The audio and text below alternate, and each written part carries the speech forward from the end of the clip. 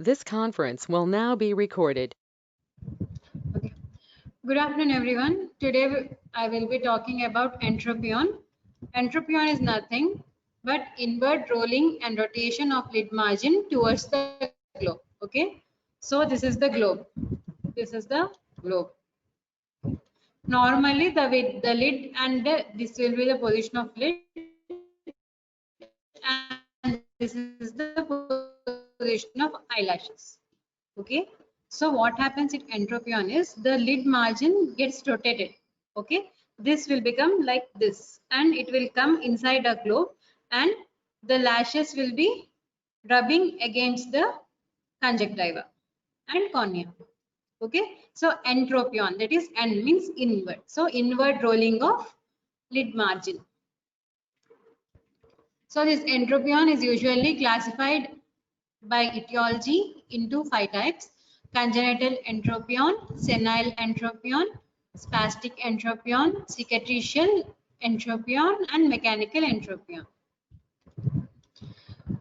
Whatever the type of entropion may be, the symptoms are mostly foreign body sensation, irritation, lacrimation, and photophobia. Okay, because the eyelashes are turning towards the eyeball and they are making the eyeball uncomfortable. Okay, so this uncomfortable thing will cause irritation.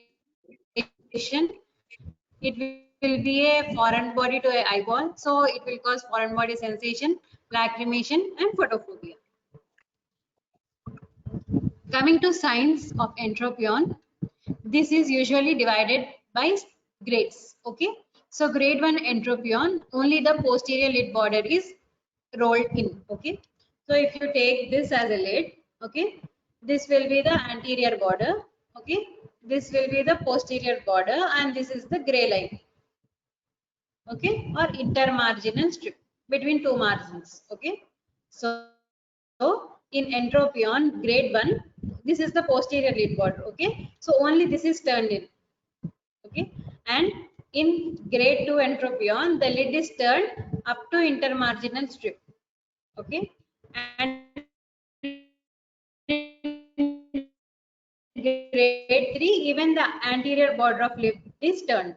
Okay, so these are the grades of entropion: posterior border, then intermarginal strip, and then anterior border. Okay,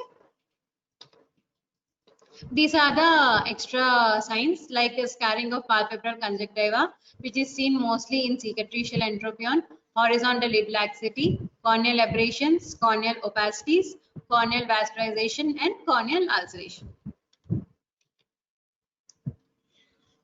Now we will discuss about different types of entropion separately. Congenital entropion, it is usually a rare condition, common in lower than the upper lid. Cilia are soft because these are of infants. Okay, so in infants the cilia are usually short and soft. Okay, and it is associated with epiblepharon. Epiblepharon is nothing but a fold at the medial canthus. Okay, causes are lower eyelid. That is, in lower eyelid, it is caused due to improper development of lower lid tarsal plate or retractors. Okay. Then in upper eyelid, it can be caused due to secondary to mechanical effect of microphthalmos. So the treatment is usually minimal resection of skin and orbicularis or minimal tucking of orbital septum. Okay. So this surgery is usually called as tarsal fixation Hod's procedure. Okay, HOTZ, Hod's procedure. Okay. So what will we do? We will usually give a elliptical incision at the medial part of the lid. Okay, from medial canthus to up to medial 2/3 of the lower lid. Okay, because it is more common in lower lid. The picture is showing the surgery procedure mainly in the lower lid. Okay, so after we give incision, we will deepen the incision up to the orbicularis muscle. Okay. So after giving the incision, we will go up to orbicularis muscle and we will excise we will excise some part of skin and orbicularis muscle from this side to so that we can view the lower border of the tarsus muscle. Okay, and then we will just close the incision with the interrupted sutures. Okay, so this is the skin, lid skin. Okay,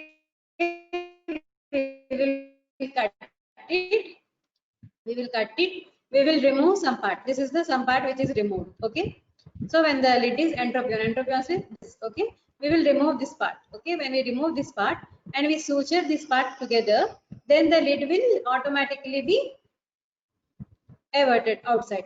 Okay, when this is like this, then we remove this part and we suture these two parts, the lid will automatically evert outside. Okay, so this is called tarsal fixation Hort's procedure. Here, this is the incision, marking of incision, then incision and removal of tissue. This is a suture, then this is the suture tied. Okay, correcting the entropion of the lid. Okay, here you can see here are the cilia. Okay, but here you can see that there is a gap between the lid margin and the cilia. Okay,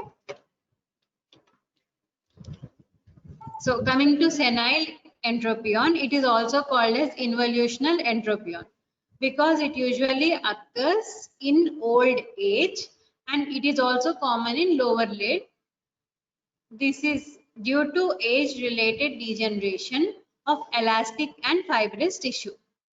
Usually, it occurs after 60 years of age, and it increases with the age. Okay, as the age increases, the incidence also increases. Okay, it is mostly bilateral because it is both eyes are affected same with the age. When there is an increase in age, both eyelids are affected same. So it is usually bilateral, but in most cases, but in some cases, it can also be unilateral.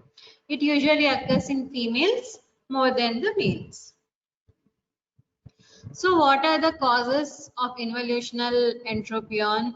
These are the main mechanisms which will cause involutional entropion. One is horizontal laxity, that is stretching of canthal tendon and tarsal plate. Okay, the horizontal lid, it will become lax. Okay, horizontal lid will become lax.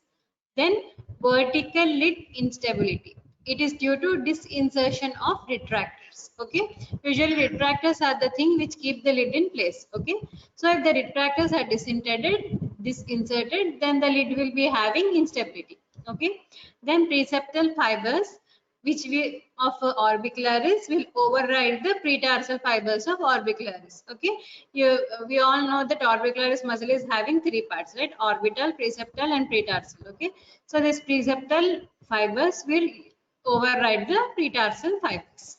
Coming to then the last but very important thing is laxity of orbital septum along with the prolapse of orbital fat into lower lid. Okay, orbital septum, if it get lax, then the lid will have no stability and it will go into entropion.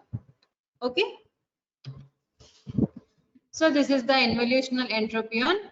Affects morely the lower lid because the lower lid tarsus is wider and more stable.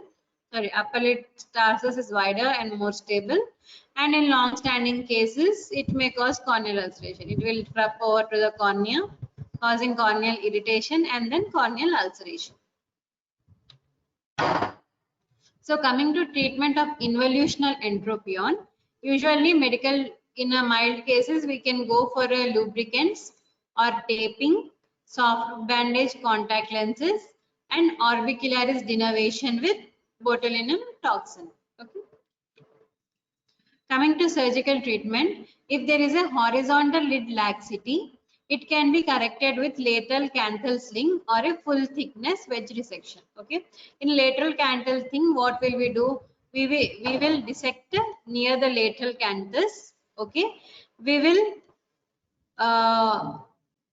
incise all the lower lid and we will remove the main tarsal fibers which are causing the laxity. We will just suture them to the lateral canthus. Okay, we will pull them and suture them to the lateral canthus. By this we are reducing the horizontal length of the lid. Okay, so this helps in decreasing horizontal lid laxity. And other procedure is full thickness wedge dissection. Okay, so this is the lower lid margin, lower lid border. Okay, we are removing the wedge shaped structure.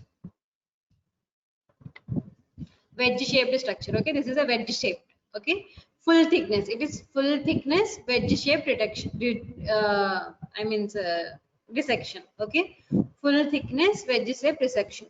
When we remove this and when we will suture this part to this part, then we are shortening the lid. Okay, so we are decreasing the horizontal laxity and we are correcting the entropion.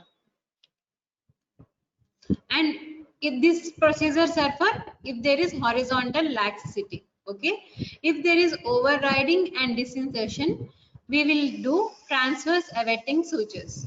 These transverse awaiting sutures, they prevent overriding and provide temporary correction. Okay, so this is the lid margin which is in inverted entropion. Okay, this is the globe. Okay, this is the globe and this is the lid margin which has been inverted. Okay, what will we do is we will pass a suture from here. Okay, we will pass suture from here and vertically through it, and then we will take out from here. Okay, we will pass from here vertically through it and take out from here. Okay, so when we pull this suture like this, the lid will automatically get everted. Okay, so this is transverse and everting sutures. They are transverse, they are going transverse. So they are transverse and they are helping for eversion. So these are called as transverse everting sutures. Suture from here through the lid margin and then comes out in frame. So when we pull it, the lid will come everted. Okay, and we will suture it here. So these are the transverse everting suture and these are mainly used for temporary correction. Okay. So this we are passing here, taken out from here, and then we are suturing it here. You can see the lid has been everted.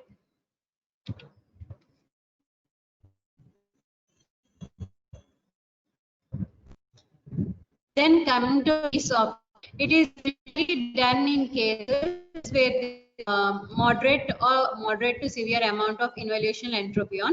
Here, full thickness horizontal lid splitting is done and insertion of everting sutures is done. Okay, so we will usually give an incision here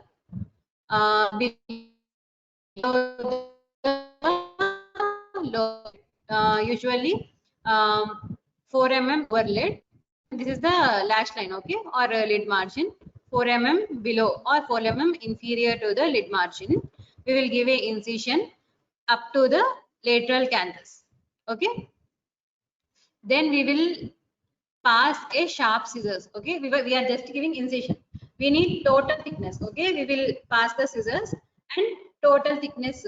This is the lid. Okay, lid is splitted in two parts. Okay, so this is one part and this is one part. We will traverse it with the scissors and the lid is split into two parts. Okay, then we pass double arm sutures through it. Okay, and we will tie it up to the lower lid retractor layer 2 mm below the curtain. Okay, these sutures are usually passed through orbicularis oculi and tarsal plate from the upper wound edge to emerge into skin. Okay, these are like same. These are also everting sutures, but these are not totally transverse. Okay, before we were giving the transverse sutures. Okay, direct transverse sutures, but these are not the transverse sutures. These are everting, but not transverse sutures. Okay, so these are the sutures. And we will, when we tie the suture here, the lid will be okay. So first we will give a incision, then we will stab the incision through with the scissors so that there is the lid. There are two different parts of lid. Okay, from the lower border of the lid, we will double arm sutures are passed and they are tied up to the lower lid retractors. And when these lower lid retractors and orbicularis muscle are pulled with the suture, the lid usually gets everted. Okay, then we will close the skin with the 6-0 sutures and tie the sutures to achieve slight ectropion of the eyelid. Okay, so this is the Weiss operation. Incision, then stabbing the incision till there is a full thickness defect. Then we are going up to the lid retractors. We are passing the double arm sutures to the orbicularis and the lid retractors. We are suturing the past sutures with the lower part of the cut, and then we are closing the skin. Okay, this is post-op after 2 weeks. Then Jones plication of lower lid retractors. It usually tightens the lower lid retractors and create barrier between preseptal and pretarsal fibers.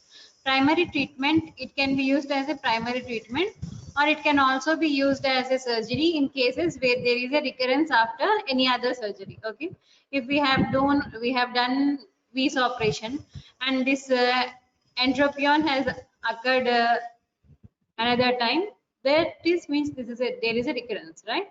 So if there is any recurrence, then we can directly go for Jones plication of the lower lid retractors.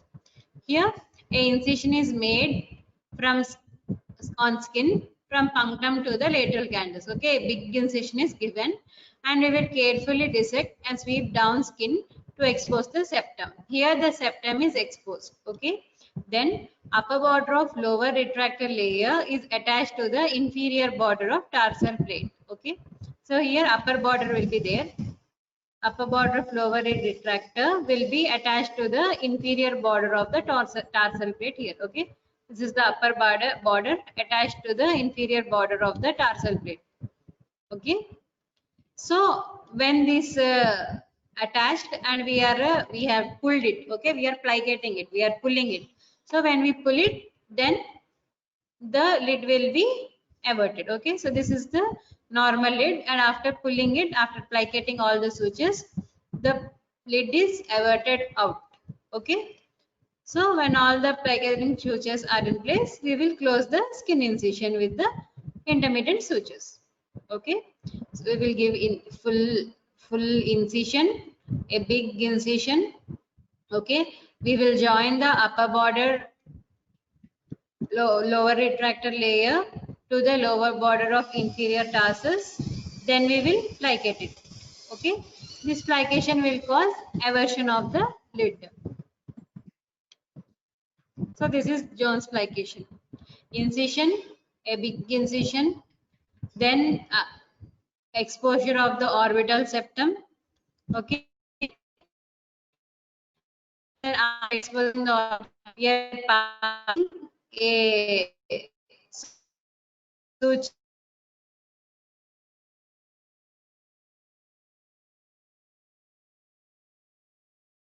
from upper border of the retractor layer to the inferior border of the tarsal plate layer.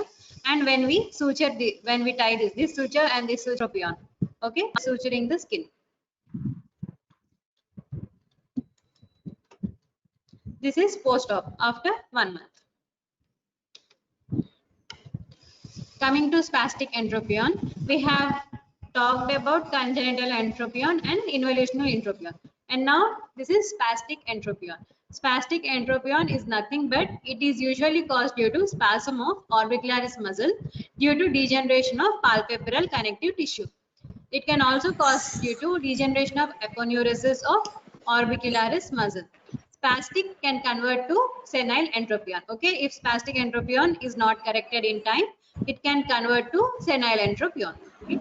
Causes are usually ocular inflammations like keratitis and conjunctivitis. So for diagnosing this spastic entropion, there are some tests. Okay, so first one is called a pinch test. Okay, if lower lid can be pinched out by more than 1 centimeter, it indicates lid laxity. Okay, if there is a positive pinch test, then it indicates there is a lid laxity. And pinch test also differentiates spastic entropion from the cicatricial entropion. Okay, in cicatricial entropion, lid cannot be pulled out or pinched out. Okay, but in spastic entropion, lid can be pinched out easily. Okay, there is another test called snap test. Snap test, when we usually pull out the lid and we release it, it will go back immediately. Okay, but if there is any spasticity of the lid, what will happen when we pinch out and we leave it? It will not snap immediately. Okay, it will take some time before it goes back to its normal position. So this is called snap test. Then medial canthal tendon laxity. Usually this is the medial canthal tendon and this is the lateral canthal tendon, right? So when there is a medial canthal tendon laxity, this medial punctum, there is a punctum medially, right? So when we pull it laterally, the punctum usually moves 1 to 2 mm. Okay. If there is a laxity, the punctum can move more and it can even come beyond the limbus. Okay, it can pass through the limbus, this from this limbus and this limbus. This is nasal limbus and this is temporal limbus, right? So if the lid is more lax, this punctum can pass through the nasal limbus. Okay, it can pass up to here, it can come up to the mid. Punctum will not come to the mid of the eyelid or mid of the limbus. Okay, but if there is a laxity, it can come up to the mid of limbus. And same in the lateral canthal laxity also, the lid can be pulled very medially. Okay, this lateral canthal tendon can come up to here. Okay, if there is a lateral canthal tendon laxity. Okay, so these are the 4 important tests for the spastic entropion: pinch test, snap test, testing for medial canthal tendon laxity, testing for lateral canthal tendon laxity. Okay, and there is a conjunctival finding, which is a white line in fornix due to dehiscence or disinsertion of retractors. Okay, where there is a disinsertion or dehiscence of the retractor, there will be a white line seen in the conjunctiva. So coming to treatment of this spastic entropion, we will usually do lower lid retractor tucking by passing 3 to 4 sutures vertically through the lower border of tarsus and through the retractors. Okay, and then we can also go for orbicularis bracing, which is also called as modified Wheeler's procedure. Here the muzzle is cut in center and the flaps of the orbicularis muzzle are overlapped and sutured. Okay, so this is the orbicularis muzzle. This hole is the orbicularis muzzle.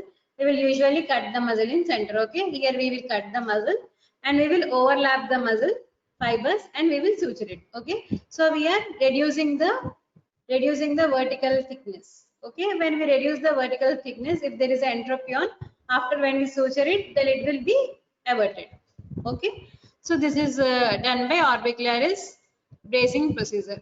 Okay. Then Quickert procedure. It is indicated in patients having horizontal marked laxity. Here, transverse lid split with averting sutures and horizontal lid shortening is done. Okay, so we will usually give a small incision 5 mm medial to the lateral canthus here. Okay, it is usually 5 to 6 mm of incision, given right angles to the lid margin. This is the lid margin, right? So this incision is given right angles to the lid margin. Okay, this vertical incision is extended into horizontal. Okay, this is extended to here and here. See, it is extended to here and here. Okay, after this incision, we will make another incision here at about 2 mm or 3 mm depending on the horizontal laxity, and we will remove this part. Okay, this part we are removing this part. Okay, and this incision we will do the same procedure as we have done before. We have done transverse lid split with averting sutures, right? So same procedure is repeated here. We will usually give the incision, we will stab the wound, we will expose the orbicularis layer and lower lid retractors. We will suture this upper border of the lid retractors to the lower border of the or inferior border of the tarsus, and we will avert them. We will place averting sutures and avert them. Okay, so it is similar to that we have done before, but here we are adding the horizontal lid shortening along with the transverse lid split and the averting sutures. Okay, so this is the in Pickett procedure there is horizontal lid shortening along with the transverse lid split and averting sutures. Okay, so that is called as Pickett procedure. Okay, we are marking the incision, we are incising. Okay, this horizontal part is removed, whatever how much ever we want we are removing it. Okay, this is the removed part. Okay, this is this part, this is this part, this is the removed part. Okay, so we will usually suture it, and after suturing it we will go here, find the lower lid retractors, bring them and plicate to the inferior border of tarsus muscle. Okay, and then we will close the skin. Okay, so this is the Pickett procedure. Then coming to cicatricial entropion. Cicatricial entropion commonly involves the upper eyelid. Okay, now this we have seen congenital entropion, involutional entropion and spastic entropion. All these types of entropions are more common in lower lid. Okay, whereas cicatricial entropion is common in upper lid. Okay, it is due to contracture of conjunctiva due to fibrosis. The causes are trachoma, membranous conjunctivitis, chemical burns, pemphigus, and Stevens-Johnson syndrome.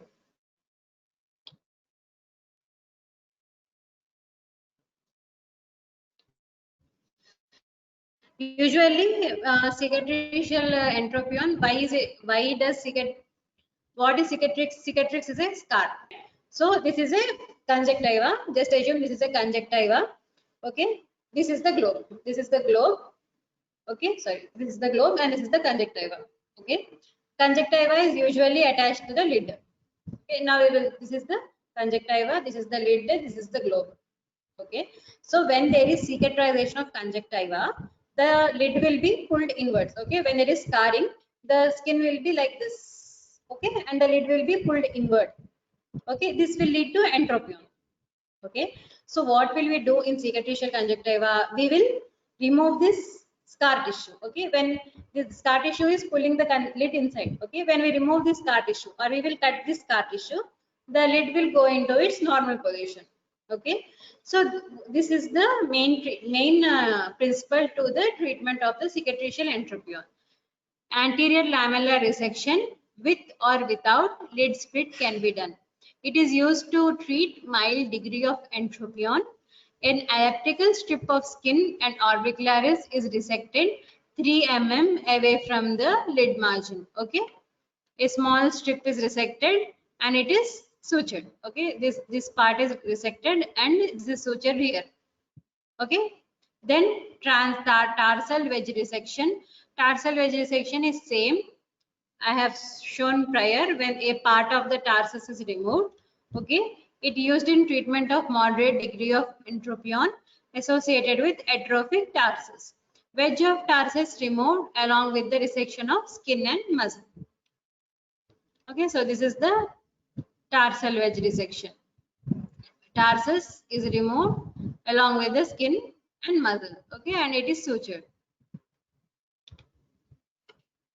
Then there is a procedure called transposition of tarsoconjunctival wedge, or also called as modified Ketsi's operation. It is also used in mild to moderate entropion. Here tarsal fracture is done and eversion of distal tarsal is done. Okay, tarsal fracture was done before. Okay, with eversion of distal tarsus. Okay, this is the same procedure but with some modifications. Okay, so this is modified Ketsky procedure. So this is tarsal fracture. how do we do tarsal fracture? Okay, we will usually avert the lid over Descemet's retractor. Okay, there is a big retractor. We will avert the lid over the Descemet's retractor. We will pass the Descemet's retractor under the skin, and we will avert the lid over the Descemet's retractor. Okay, then we will give a full thickness incision along middle of tarsal plate and give along the whole length. Okay, we will first give incision at the middle of the tarsal plate, and then we will extend through whole of the eye. Okay, and then we will deepen the incision to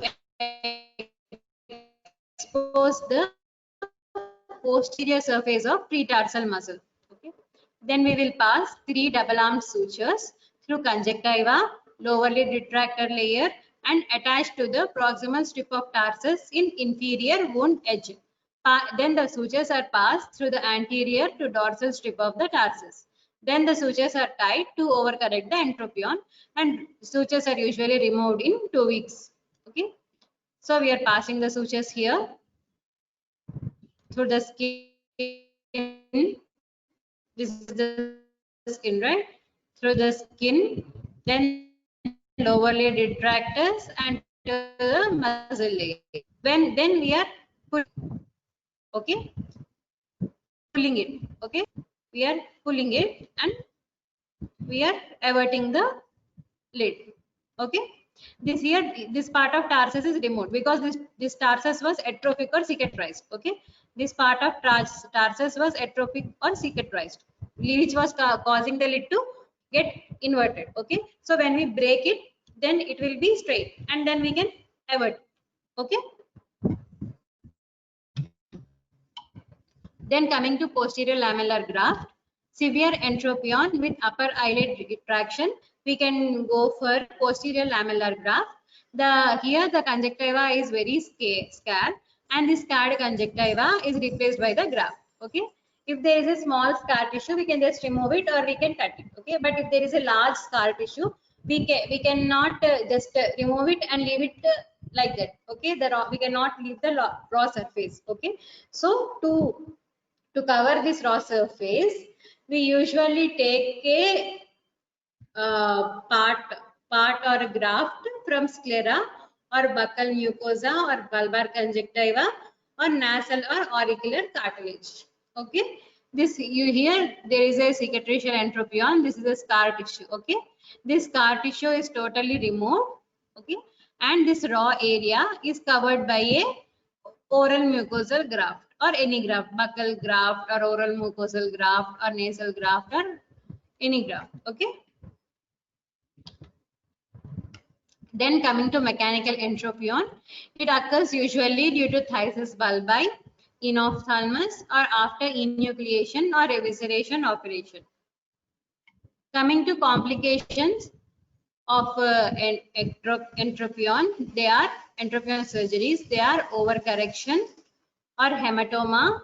Okay, hematoma is due to any injury to the vessel. Then they can be eyelid retraction.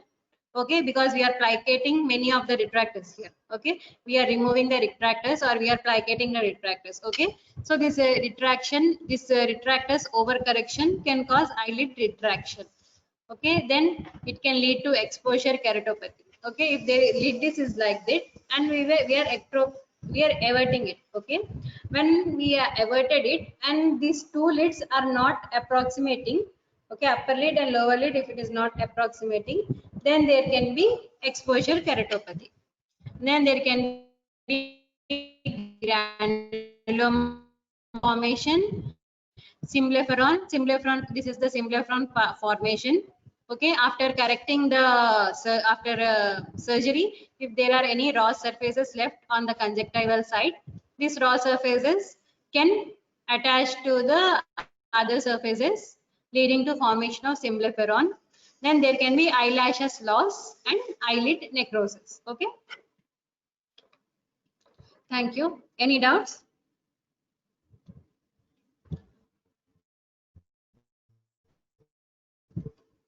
Any doubts? Entropion and ectropion are usually very confusing.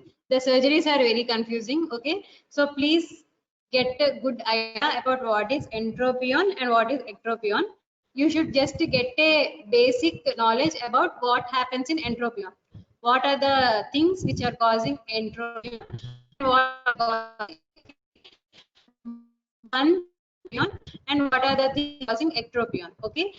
Once you know the difference between the things causing entropion and ectropion, you'll not get confused between the surgeries of entropion and ectropion. Okay. So coming to the summary, entropion is nothing but inward rolling of eyelid margin or inward rotation of the eyelid margin along with the eyelashes. Okay. So it is of 5 types: congenital, spastic, cicatricial, involutional, and mechanical. Okay, so congenital is usually from birth, and the procedure mainly done is Hort's procedure. And then coming to involutional or senile entropion. In involutional senile entropion, there are 4 main causes. That is horizontal laxity, vertical instability, pretarsal muscles and preceptor muscles overriding, and then there is a laxity of orbital septum. Okay, we will treat this with some procedures. They are either we can go for a Weiss procedure or we can go for a Jones plication. Jones plication can also be used in recurrent cases. Okay, then for spastic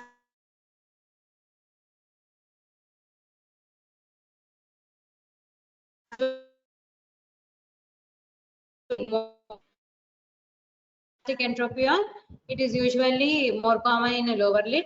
And if the spastic entropion, then there is a cicatricial entropion. Cicatricial entropion is due to cicatrization of conjunctiva or scar formation of the conjunctiva. Okay, so we will remove the graft either by anterior lamellar resection or posterior lamellar resection and buccal mucosal graft. Okay, and then mechanical entropion. Mechanical entropion is usually due to loss of eye volume. Okay, when there is volume loss, usually the lid will go inside. Okay, so due to loss of eye volume, that is in phthisis bulbi or in ophthalmos or following enucleation or evisceration where the eye is removed, there will be mechanical entropion. The lids will be rolling inside. Okay, so this is the summary of the entropion.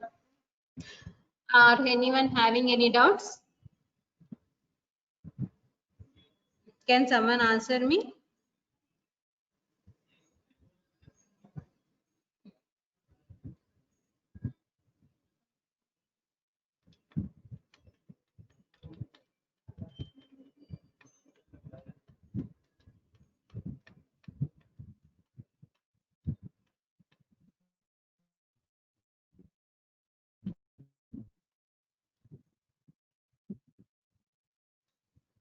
Am I audible?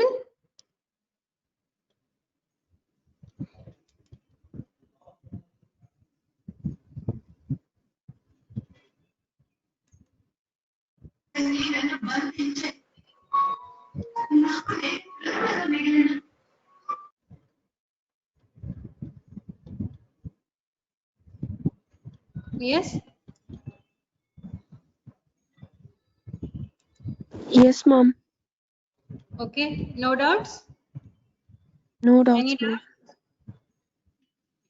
Okay, just go through entropion once so that you don't get confused between entropion and ectropion. Okay, this is a entropion or ectropion. One question is a compulsion in your theory exams. Okay, entropion or ectropion will be given compulsorily in your theory exams, and you can get easily confused between entropion and ectropion. So please go through them thoroughly. Okay. Okay. Now meeting. Now you can exit the one.